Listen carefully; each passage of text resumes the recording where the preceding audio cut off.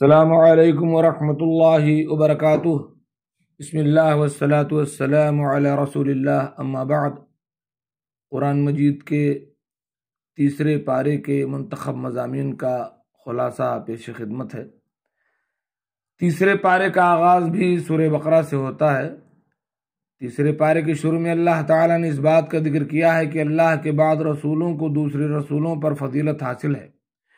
ان میں سے بعض نے اللہ کے ساتھ کلام کیا اور بعض کے درجات کو اللہ نے بلند فرمایا، اور یہ بات بالکل واضح ہے کہ تمام رسولوں میں سب سے زیادہ بلند مقام ہمارے نبی رسول اللہ صلی اللہ علیہ وسلم کا ہے۔ اس پارے میں آیت الکرسی ہے جو کہ قرآن مجید کی سب سے افضل آیت ہے۔ آیت الکرسی کی تلاوت کرنے والے کو اللہ تعالیٰ شیاطین کے حملوں سے محفوظ فرماتا ہے۔ آیت الکرسی کے بعد اللہ تعالیٰ نے اس بات کا ذکر کیا ہے کہ دین میں کوئی جبر نہیں، اور جو کوئی بھی طاغوت کا انکار کرتا ہے اور اللہ پر ایمان لے آتا ہے وہ ایک مضبوط سہارے کو تھام لیتا ہے۔ میں بیچ میں یہ بتاتے چلوں کہ آیت الکرسی میں اللہ رب العالمین کی عظمت، اللہ رب العالمین کی پاور اور اس کی طاقت کا ذکر ہے، اور انسان کی بے بسی کا ذکر ہے۔ جو کوئی اس آیت الکرسی کو پڑھے، میری طرف سے نصیحت ہے کہ اس کے معنی اور مفہوم کو بھی پڑھے۔ یہ میں نے اپنی طرف سے بیچ میں ایک بات کہی ہے۔ تیسرے پارے میں اللہ تبارک و تعالیٰ نے بہت سے اہم واقعات بھی بیان کیے ہیں۔ پہلا واقعہ جناب ابراہیم کا دربار نمرود میں اس کے ساتھ اللہ کی ذات کے بارے میں مناظرانہ مکالمے کا ہے۔ جس وقت ابراہیم علیہ السلام دربار نمرود میں جا کر کے اللہ کی توحید کی تبلیغ کرتے ہیں تو ابراہیم اللہ کی ذات کے بارے میں کہتے ہیں کہ میرا پروردگار زندہ بھی ہے، زندہ بھی کرتا ہے اور مارتا بھی ہے۔ جواب میں نمرود کہتا ہے کہ میں بھی مارتا ہوں اور زندہ کرتا ہوں۔ اس ظالم نے ایک مجرم کو آزاد کر دیا اور ایک بے گناہ کو موت کے گھاٹ اتار دیا۔ ابراہیم اس کے مکر کو دیکھ کر کہتے ہیں بے شک اللہ تبارک و تعالیٰ سورج کو مشرق سے لے کر کے آتا ہے، پس تو اس کو مغرب سے لے کر کے آ۔ یہ بات سن کر نمرود کے لبوں پر چپ کی مہر لگ گئی، اس لیے کہ وہ جانتا تھا کہ اس مطالبے کو پورا کرنا ممکن نہیں۔ اس پارے میں اللہ تعالیٰ نے حضرت عزیر کے اس واقعے کا بھی ذکر کیا ہے کہ وہ ایک اجڑی ہوئی بستی کے پاس سے گزرے اور کہا کہ یہ بستی کیوں کر دوبارہ زندہ ہوگی۔ اللہ تعالیٰ نے عزیر کو 100 برس کے بعد سلا دیا، 100 برس کے لیے سلا دیا اور پھر ان کو دوبارہ زندہ کر دیا۔ اسی طرح اللہ تعالیٰ نے جناب ابراہیم کا واقعہ بھی بیان کیا کہ پروردگار عالم نے ان کے لیے 4 مردہ پرندوں کو زندہ کیا۔ حضرت عزیر اور جناب حضرت ابراہیم کا واقعہ یہ سمجھاتا ہے کہ اللہ تعالیٰ کے لیے قیامت کے دن مردوں کو زندہ کرنا چندہ مشکل نہیں، اور جب اللہ تعالیٰ انسانوں کو زندہ ہونے کا حکم دیں گے تو مردہ انسان بالکل صحیح حالت میں اٹھ کھڑے ہوں گے۔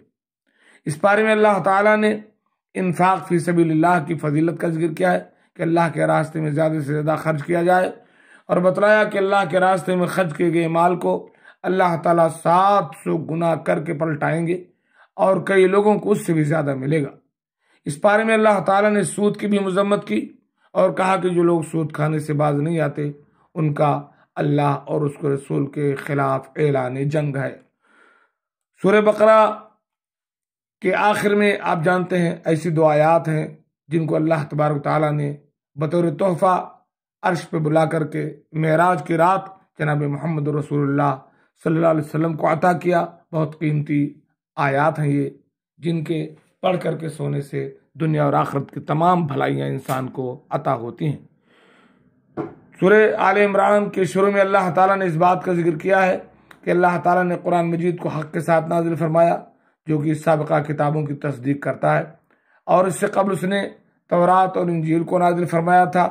اللہ تعالیٰ نے اس سورہ میں اس امر کا بھی ذکر کیا کہ وہ ماں کے پیٹ میں انسانوں کو جس طرح چاہتا ہے صورت عطا فرما دیتا ہے، وہ بغیر رنگ، روشنی اور کینوس کے دھڑکتے ہوئے دلوں والا انسان بنا دیتا ہے۔ اللہ تعالیٰ نے اس صورت میں یہ بھی بتلایا کہ قرآن مجید میں 2 طرح کی آیات ہیں، ایک محکم دوسری متشابہ۔ فرمایا کہ محکم آیات اللہ کی اصل کتاب ہیں، کتاب کی اصل ہیں، اور متشابہات کی تعویل کا علم صرف اللہ کے پاس ہے۔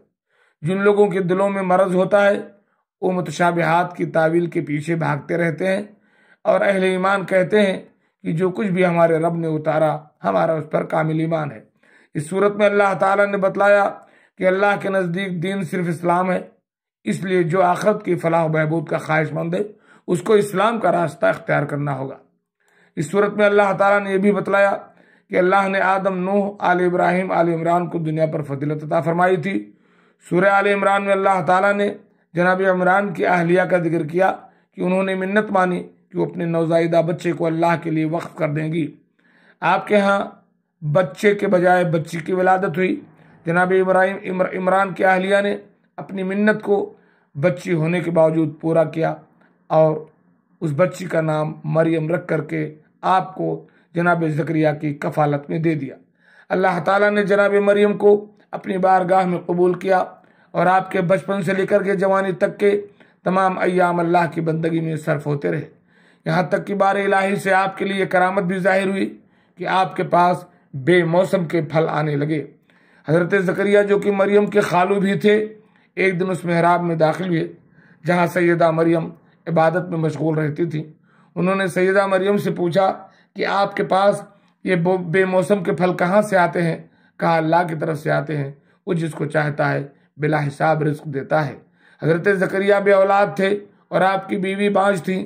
سیدہ مریم کے پاس بے موسم پھل دیکھ کر کے جناب زکریا بھی رحمت الہی سے پر امید ہو گئے اور آپ نے دعا مانگی کہ اے میرے پروردگار، مجھے بھی اپنی طرف سے پاک اولاد عطا فرما۔ حضرت زکریا محراب میں نماز ادا فرما رہے تھے کہ فرشتے نے آپ کو پکار کر کہا، اے زکریا، آپ کو اللہ کی طرف سے یحییٰ نامی پارسا اور سردار بیٹے کی بشارت ہو۔ حضرت زکریا اس کے بعد 3 دن تک خلوت نشین ہو کر کے اللہ کے ذکر اور تسبیح میں مشغول رہے۔ اس کے بعد اللہ تعالیٰ نے جناب مریم کے ہاں سیدنا عیسیٰ علیہ السلام کی معجزاتی ولادت کا ذکر کیا ہے۔